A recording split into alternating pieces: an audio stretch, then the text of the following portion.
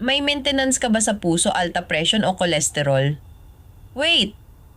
Alam mo bang pwede mo na itong makuha ng libre gamit ang PhilHealth Yakap? Makinig ka.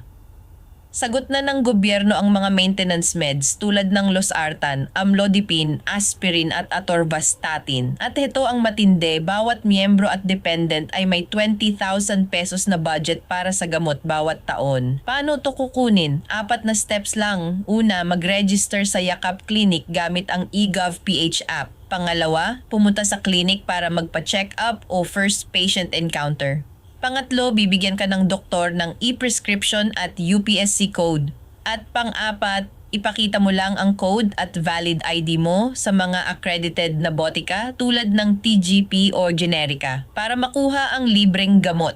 Tandaan, walang out-of-pocket na bayad sa botika hanggat pasok ka sa limit. Sino sa pamilya mo ang may maintenance ngayon? Itag at ishare mo na tong video sa kanila para makatipid sila.